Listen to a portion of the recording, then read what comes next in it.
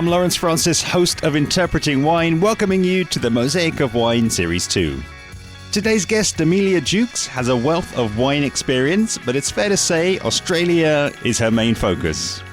She has developed incredibly close relationships with many of the most exciting Australian wineries today, primarily through roles at Jeroboam's, and later representing these wines in the UK at Hallowed Ground, the company she founded and later integrated into Hogarten and Novum. Amelia spans the distance between the UK and Australia with curated wine events that thoughtfully display a cross-section of these producers in an engaging format. I think our conversation, coming hot on the heels of conversations with Matt Deller and Giles Cook, brings the focus back to London and how we can best bridge the distance and cognitive gap with Australia, a continent that is still misunderstood by many. We also looked ahead to 2 London tastings Amelia already has in the diary, the next-gen Grenache tasting on Monday the 28th of April, and state-by-state Chardonnay taking place on Wednesday 11th of June, where Amelia and the producers themselves invite you to join the conversation.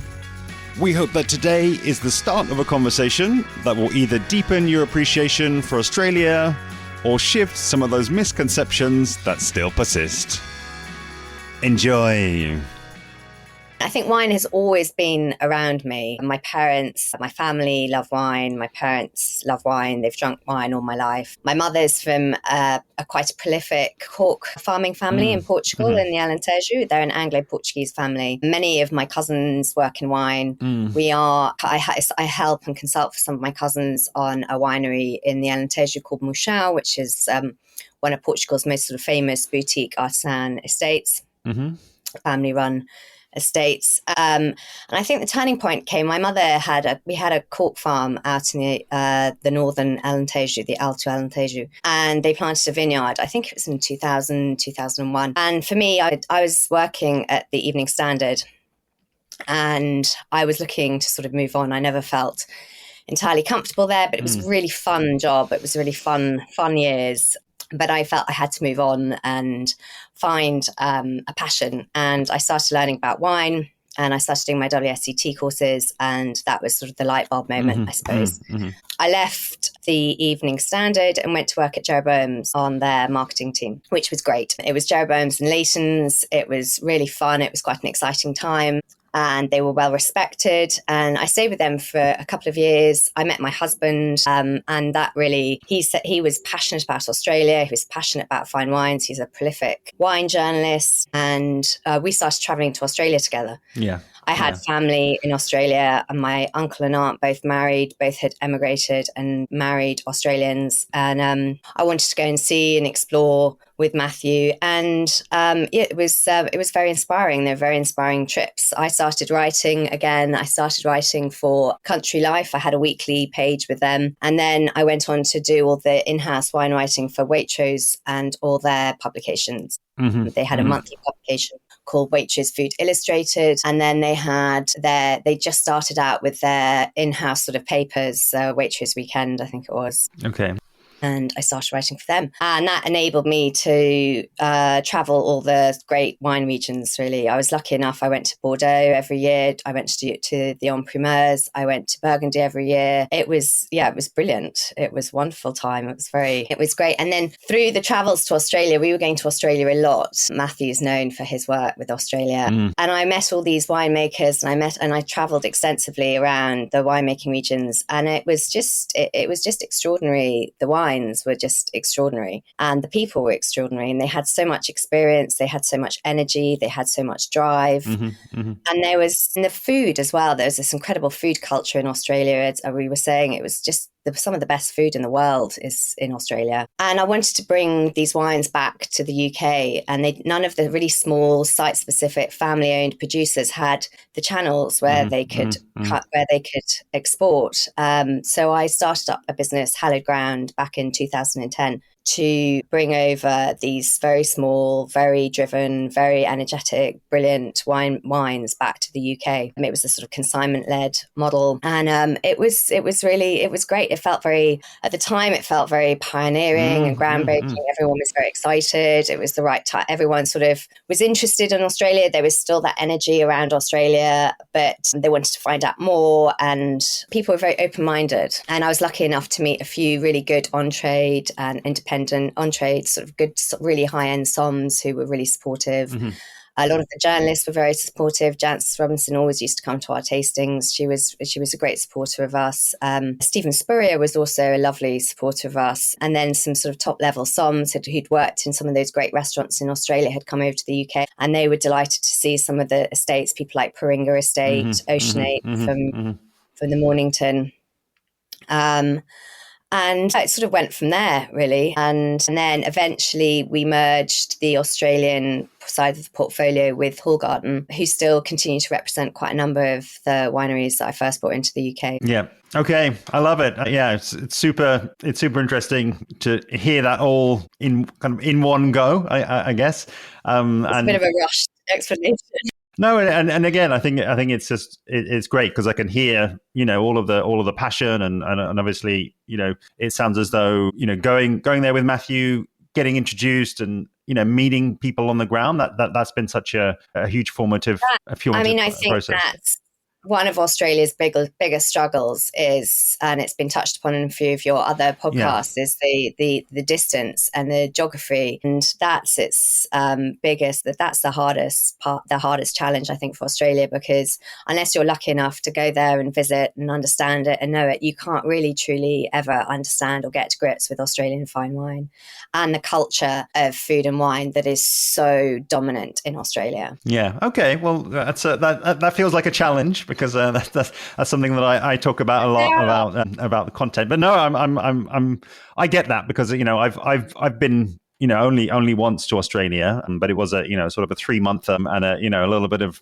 traveling around, and not just in the cities. And it completely sort of blew my mind as to what the experience was going to be like being there on the ground, and the kind of cultural norms. Just it was not anything that could have really prepared me for that. Really went in there at the deep end. And I'm just curious though, because I guess there's I know kind of where we're going to be ending and what we're going to be sort of looking ahead to, because I know you've got some very exciting events that are on the horizon. But I'm just curious, there in the story, I guess it was mainly then through hallowed ground. You mentioned there sort of tastings, and I'm just curious, what was your attitude to events during that time? Because again, I guess you're trying to do something a little bit different. Maybe you're trying to, again, kind of communicate something from Australia, which isn't necessarily what people have got as a frame of reference. So what was your approach to those events, planning them and executing them? For our portfolio tastings, we always used to show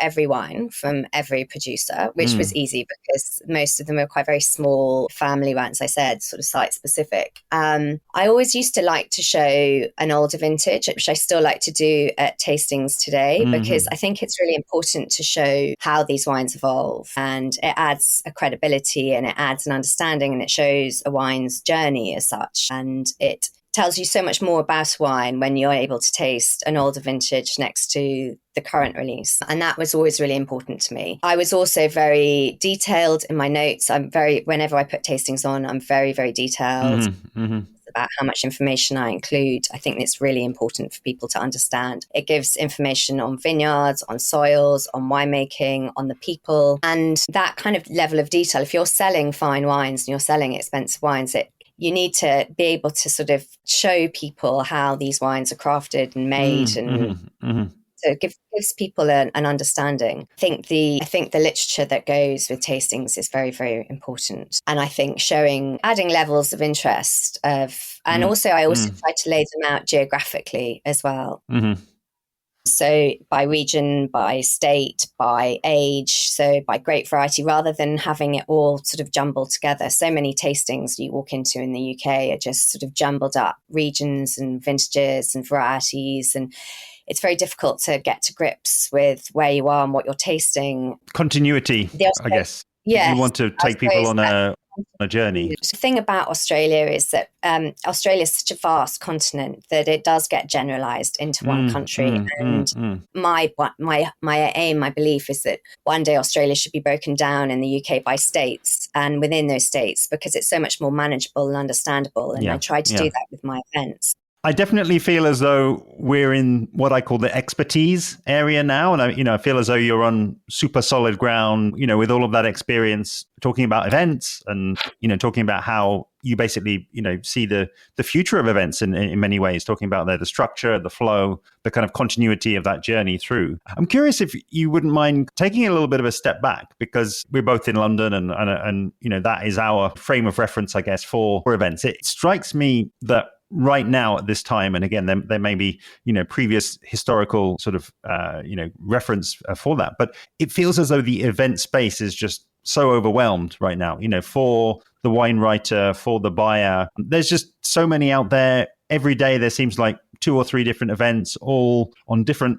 topics, all on sort of different things that are kind of out there. And I just wonder, is that something that you kind of think about, and you kind of think about the people who are coming through the door and, making your event kind of stand out and making it different? I do certainly do. It is a very crowded, competitive marketplace, but it's also a wonderful learning platform. And the thing, most people in the wine trade are united. Well, everyone in the wine trade is united by a passion and a drive and a love for wine. And there's so much you can learn from just tasting. You can only really learn about wine from tasting all the different wines, all the different regions and all different countries. But if it's focused and there's a message from each tasting, if there is a point of focus, which I like to think my Australian tastings have, there's a message and there's an education, and it's educating and it's keeping the momentum. Yeah. And it's keeping Australia at the forefront, Australian fine wines at the forefront of the UK wine trade. It's repeating that message. I think I'm not dealing with a very obscure topic. I think it's probably harder for people dealing with very small regions and very small, obscure wines or varieties. I'm dealing with quite sort of classic, great varieties from a country that's well known, but is misunderstood. So I'm sort of resetting that path rather than starting afresh with a completely new wine producing country or region that no one's ever heard of. And I think if it's accessible, I think timing's very important, accessibility is very important. I think if people know it's going to be well laid out, easy to navigate, easy to understand, I think it's more appealing than going to a huge tasting with multiple different countries, importers, agents. Yeah, and again, you've got more reference, and you've been sort of deeper into the business, actually organizing tastings, as you mentioned there. First, it sounds as though with Hallowed Ground. And I'm just curious, am I kind of reading the event scene correctly there, that actually we're sort of maybe approaching sort of peak event? I think it's exciting. I think it's exciting to be able to go and taste all these wines and see all these different meet all these different wonderful people and see and learn so much from the UK trade. There are very, very busy periods of time where September and October now are absolutely crazy, but you can pick and choose, and you've got to be lucky with the weather as well. The amount of tastings I've organised when it's been pouring with rain and the no-shows. Yeah. And there are all sorts of different factors, but it's just, I think when people come to my tastings, I think they know they're going to get good wine. They're going to taste really interesting, really good wine. I think they know that there's going to be good literature. It's going to be well presented. It's going to be easy to navigate. And I think it's simple, really. It's not a very complicated message, but it's a simple message, but a clear message. Yeah. Well, I'm again, as you heard in my last interview with Giles, I'm very much looking forward to, I guess, going to the first of your events that you've got coming up next week. Yeah, that's an interesting one, because that's going to be outside. I've been assured that the Milk Beach terrace is weatherproof, but exactly. Yeah. Case in point, hold up on the rain, please, on Monday. It's not Australia. There are going to be some wonderful Australia. There are going to be Australian winemakers there, which is going to be lovely to welcome them. Yeah. Amazing. And there was something you said earlier, actually, Amelia. Again, I was a little bit surprised by, and I'd love to sort of revisit. You were talking about again, I'm paraphrasing you, but like everyone's heard of Australia, everyone knows Australia, everyone kind of knows they make good wine in Australia, but there may be some element of the sort of misunderstanding, I think was the word you used, versus all right, we're coming in with a blank slate. I'll pick on them because I know them quite well. Serbia, like who knows about Serbian wines and all that. Mm. Is it easier? I've always thought that maybe a blank slate can have its advantages. It's like no one knows, so you're going on a fresh bit of ground there. Versus again, that word misunderstanding. Isn't there an element of we've got to unlearn some of this stuff now before we then kind of show you the kind of the right way, or what we believe is the right way? Well, that's probably one of the things that I try and do the most of, is trying to sort of challenge people to change their generalizations on Australian wine. Their misconceptions. And I think it's hard because I'm dealing with great varieties that everyone's familiar with as well. So that helps. I think if you're talking about selling Serbian wine, I'm presuming it's great varieties that people would struggle to pronounce and struggle to get their head around and aren't really sure and can't pronounce the wine regions. At least most people are familiar with Barossa. They're familiar with Clare Valley, they're familiar with the Yarra Valley, Hunter Valley, Margaret River. And I'm dealing with Cabernet, Shiraz, Chardonnay, Pinot, Riesling, the varieties that are familiar and the varieties that are responsible for the greatest wines on the planet. Yeah. So just for clarity then, would you mind elaborating a bit on what are those misunderstandings? I think everyone still when people write off Australian Shiraz, they're expecting something very extracted, very, very high alcohol, extracted, concentrated, very dense, very powerful. I think people are looking for more elegant styles. But I think that's what's so important about this Grenache tasting on Monday is that it's illustrating how much has changed in Australia. And I did an Australian tasting a year and a half ago on Shiraz, on state by state, and it was the top end of Australian Shiraz. And a couple of the comments came from journalists and media after the tasting was how much it had changed. And those high alcohols, there were very few in the room, the 15%, very, very, there was one or two, I think, only in the room of 90. And they've totally changed their oak regimes, they've changed their picking dates, they've changed their viticulture, and they've changed the way they age, what they age in, and I think that has been lost, and people are still associating Barossa Shiraz with Barossa Shiraz from the early 2000s, when it was a very difficult, different beast entirely. One of my clients, one of the people I work for, Alkina, they make very, very tiny micro terroir, site-specific wines that in tiny volumes. They don't use any oak, any new oak. Their Shiraz comes out at sort of 13.5%. You look at most of the Côte de Rhônes and the Southern Rhônes now; they're all pushing 15. So there's a misunderstanding in that people are still hanging on to the misconceptions of sort of 15, 20 years ago, as opposed to what's actually happening on the ground now. And it's very exciting what's happening in Australia now. They've been ahead of the game on climate change and viticulture and dealing with all the challenges that Europe are facing now. And they know how to deal with them, and they've dealt with them, and they know how to make these lovely, nuanced, elegant wines. Yeah. It's something I think mentioned to you yesterday. For example, annual tasting, Australian wine annual tasting, a couple of years ago, I think it was. I was able to sort of, read the runes from the tasting booklet and do my own research before going there. So producers like Thistledown, and that was the first place that I met Giles. It was like I was able to sort of navigate a beeline to go and taste extensively there. So it feels as though within the broader, you alluding to earlier, those sort of bigger tastings, you'll have those diamonds, in and among that maybe some wineries who are, I don't want to say playing to those misconceptions, but once an appetite has been created for something like that, I'm sure there's still a lot of people out there that they really want to get into those big Shirazes and Oh, yes. they want those big Chardonnays and, it's like, oh, there's got to be definitely. room for everyone, surely. Yes, but there is so much more to Australia than just big, beautiful, bold Shiraz or big, buttery, golden Chardonnay. There's so much more. And one of the regions that I have a huge emotional attachment to in Australia is the Mornington Peninsula.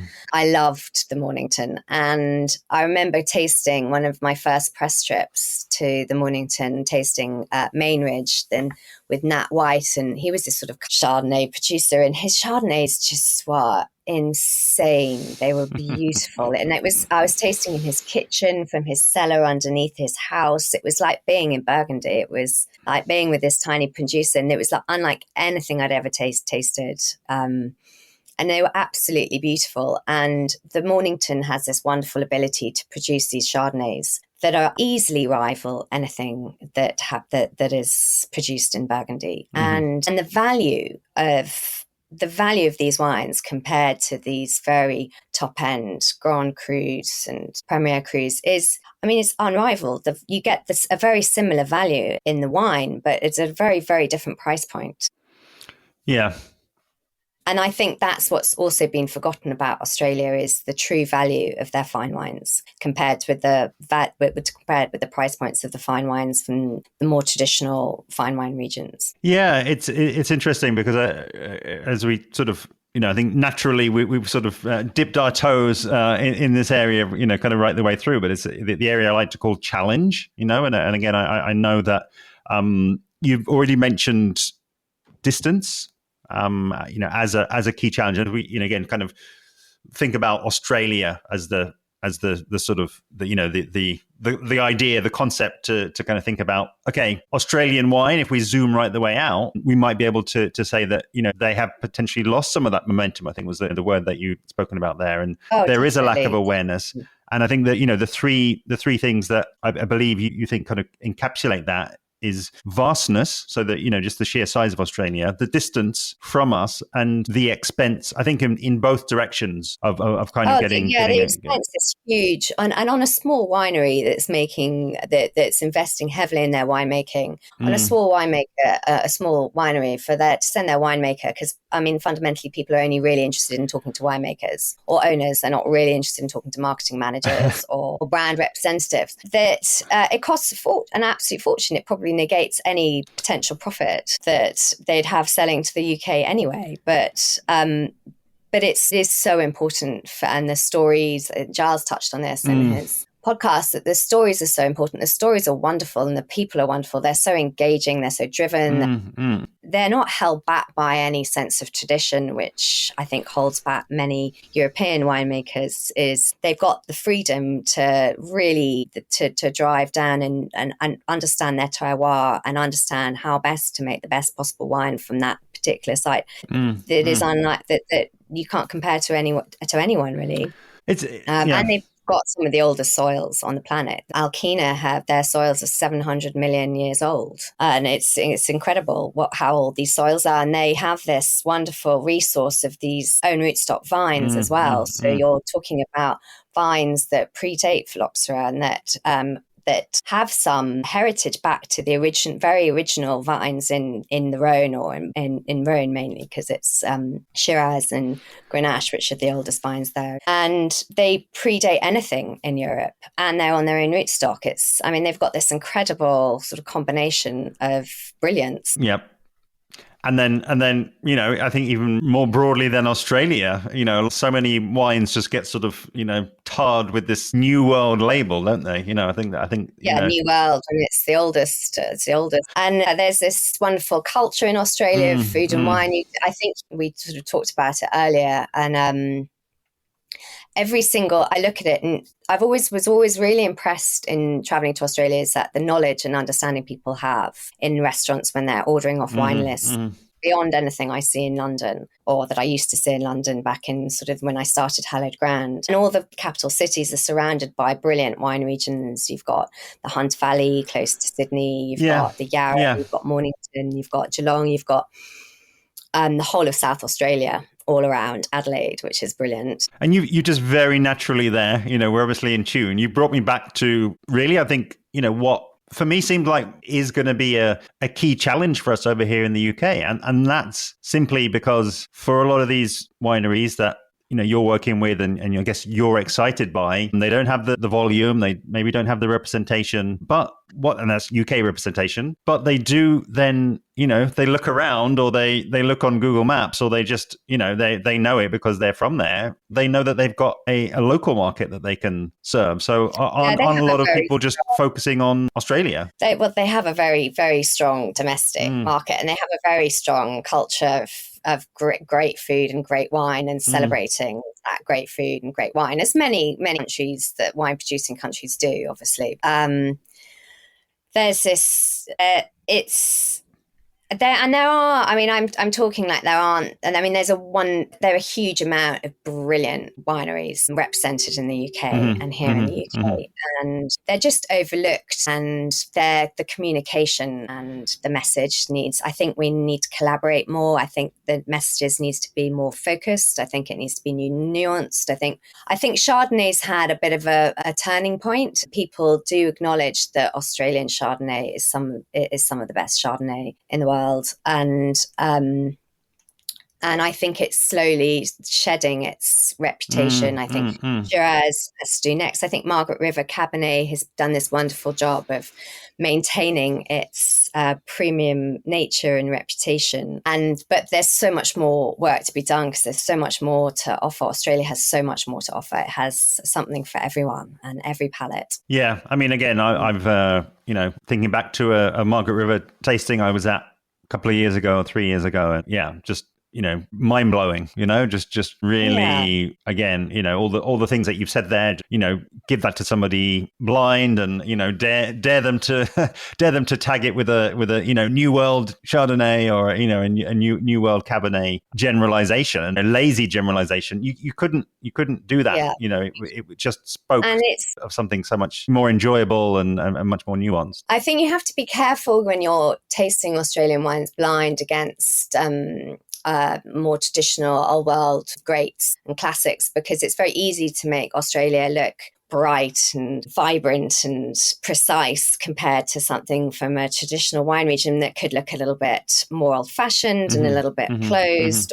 And I think Australia needs to be careful from polarizing in blind tastings, but looking equal. So whenever I have done, I did some blind tastings when I did a Grenache masterclass, and I did it with Matthew and Giles and Susie Barry. But I chose wines that were equally brilliant, that made Australia look a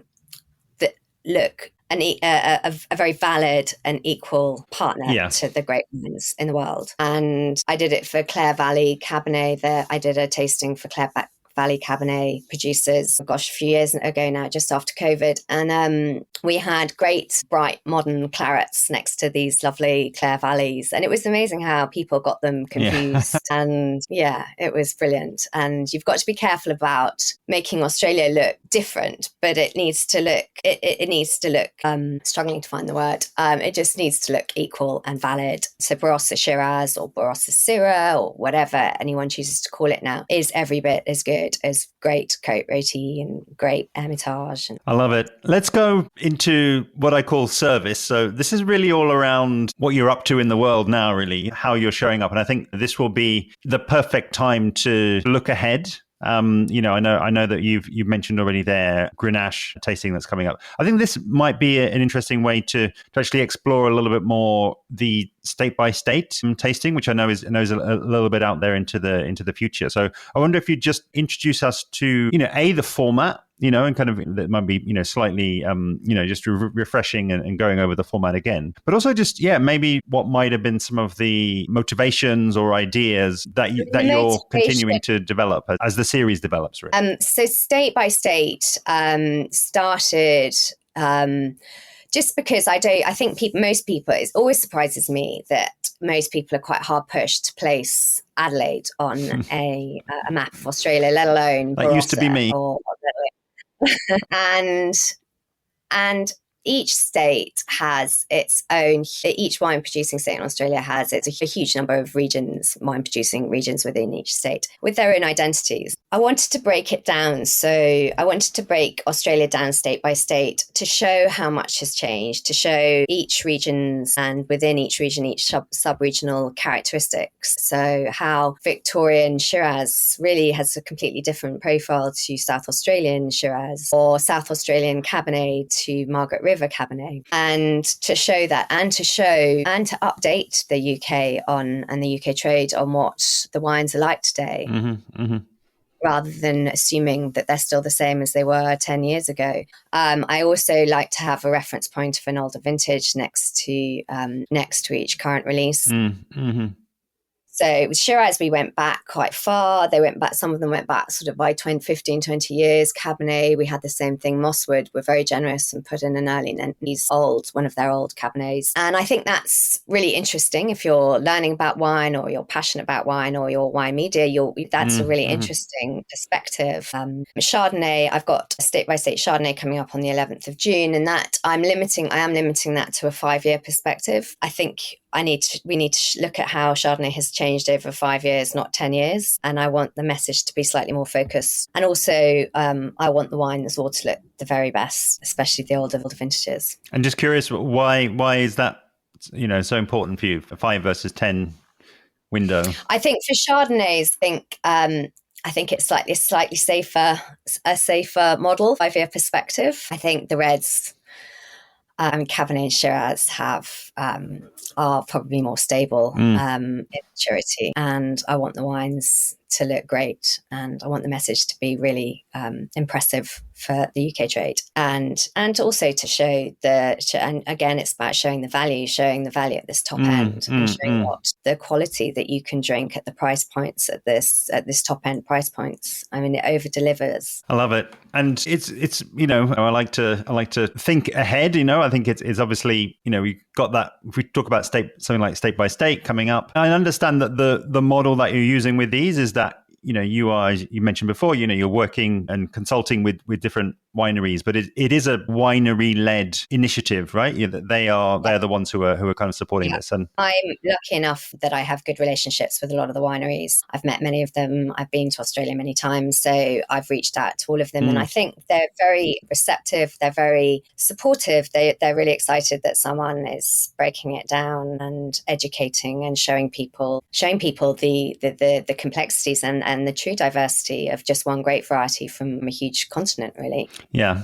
I think they're all really supportive. It's great. It's wonderful to have their support, and I hope it can continue to support them and to support themselves. I just want to see more Australian wines on wine lists in the UK, and I want to see them listed by state. It's very, very rare that you see a state mentioned on an Australian wine on a wine list. Yeah, and I know maybe this is just, I'm sure, something that you've been told before, but I think that the work you're doing is and the wineries are doing, coming together in that way, I think it's hugely valuable, because it's actually, when we're taking away those misconceptions that people have, I think you're actually doing, in a lot of ways, the work of much bigger entities, like when we look into tourism, when we look into peak bodies, when we look at Wine Australia, I think there are multiple stakeholders that can benefit from this sort of quite hands-on, this quite sort of high end, if you like, and very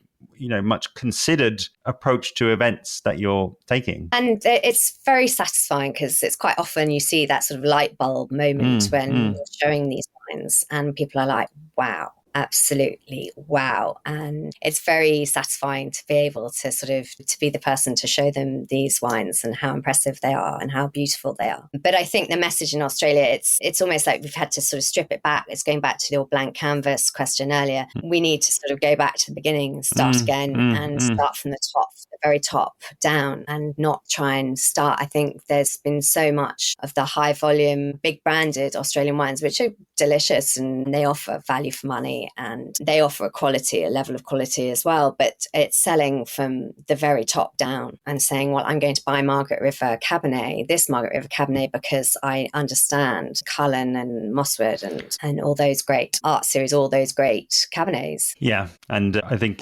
I've used the analogy previously, but I think it's the best version I've got so far, which is, we've spoken about current state, today and the challenges. And, I feel as though we're getting a clear idea about, with that top down and quality and, the right place and being on the list and, all of those things that you've spoken about there. I feel as though that's the end state. And I like to think about building a bridge between now and there, because otherwise it doesn't feel clear about how we kind of get there. And I think that for me, the bridge is made out of attention. I just think that, no matter what we want to do in the world, if it's going to be president or, win the love of our lives or whatever it is that we're trying to do, we've always got to have someone's attention. And I just think that, that I think, you've sort of drawn me in. It's like, if I just see that, okay, I just think it would be great if there was just more attention on that path. I think that the tasting is amazing, but I think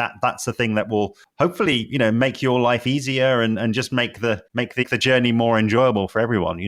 Just making sure that attention is gathered from people who, again, have their attention drawn in many directions in somewhere like the UK. And it's maintaining momentum as well as going back there, just keeping it current, keeping a conversation going. Mm-hmm.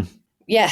So there'll be more. There's state by state coming, and then I'll probably try and do a few masterclasses, go back to sort of where I started with Grenache and Cabernet, and maybe go back to some of the maybe Riesling or Pinot, or see where we're at on a sort of smaller format. But yeah, keep Australia. It's what I would say, from my perspective, it's what I would call the infinite game. It sounds as though, once you've gone through all the states and you've gone through all the grape varieties, it's time to start again, isn't it? All the regions have so much to offer. They all have. I mean, there's a whole, there's brilliant regions like Canberra and Tumbarumba, all these wonderful sort of cool climate regions that we don't see very much of over here, but they've just got they make incredible wines that with lovely acid and people don't really understand the cool climate nature of Australia. And there are a huge number of cool climate regions in Australia, and that's a huge advantage they have, especially over the coming years. Yeah, no, absolutely, and it again, it reminds me of something that Matt Della mentioned when I spoke with him, and he just said, "Look, Australia is the size of Western Europe. You're not going to expect a wine from England, a sparkling from England to be on the same ballpark as a Cypriot wine or something from Turkey." I call it lazy, but maybe it's that's maybe a bit harsh. I think it's overwhelming. There's a lot to learn. There's a lot to understand. But it's no good winemakers coming over here and talking about very obscure regions like Parongarup or Tumbarumba or Orange, unless you've really understood the state message first and where they sit.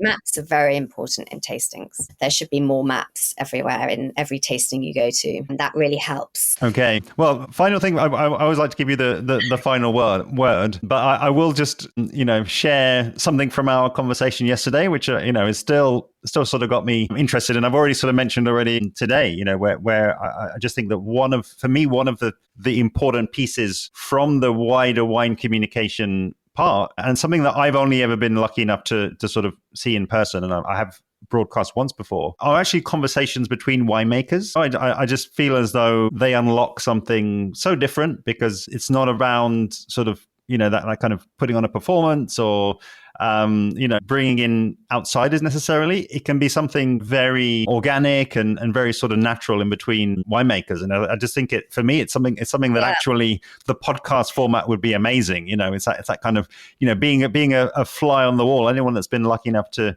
sort of eavesdrop in on conversation between winemakers, it's the most incredible and collaborative and just Yeah, it was. educational vibe. We were talking about. I went to when I was writing. I went to a dinner on the Mornington, and all the Mornington winemakers sat down with a bottle of their. They each bought one of their own wines, and we all sat down. We all drank, and it wasn't so much me being part of the conversation. I remember it was Mike Elwood from Ocean 8 asking Lindsay McCall from Paringa Estate, who's like, "Oh mate, how did you do that? What did you do there? How did you get that?" And this wonderful sort of collaborative respect, interest. It was just a really lovely, lovely evening. And I actually ended up working with both Lindsay and Mike, Ocean 8 and Paringa Estate at Hallowed and bringing both their wines on. They were two very different Mornington styles, but two equally brilliant. And I just loved that evening because they all were so interested in each other and what each other were doing. And they were all so supportive, respectful and engaged. And that, I think the wine trade needs to be a lot more collaborative, but it's a very competitive market in the UK. So it's hard to be too collaborative because you don't want to share all your contacts, your secrets, your love. But I think we do a lot better. We should all work together a bit more. Yeah, I completely agree. But I do empathize with people on the ground, and I think it can feel counterintuitive.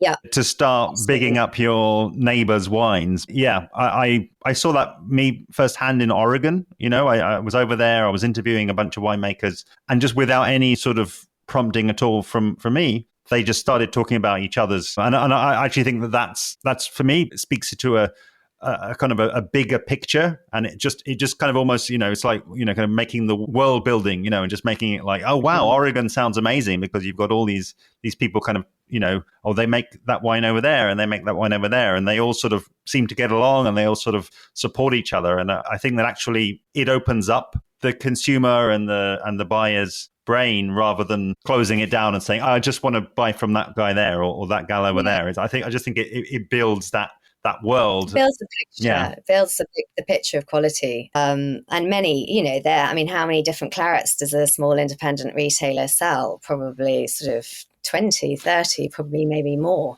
So yeah, maybe one day. And that's it. And I think it can also be a sort of a stealth way to start telling that state by state journey, right? It's like if you've got sort of Margaret River line being drawn down to the Barossa or Barossa to McLaren Vale, it's naturally, again, without you needing to sort of necessarily push people to think in states, they're going to naturally start thinking that way anyway. When the stories are there like that. Listen, it's been an absolute pleasure, and I would love to sign off really and give you the last word, as I always like to do. Just, please give us one or two coordinates. I'm going to be linking up the two events that you've got coming up in April and in June. But give us a couple of coordinates and takeaways from today. We've got Next Generation Grenache on Monday, the 28th of April at Milk Beach, Soho. That's very exciting. I'm also going to be pouring Alkina's wines at Rhone Roots. Matt Wall's event on the 30th. That's an exciting event with all the Rhone varieties being on pour and being lots of really interesting masterclasses as well, which I love. Alberto Antonini, who works with Alkina, he's going to be talking about Alkina along with an American producer and Rhone.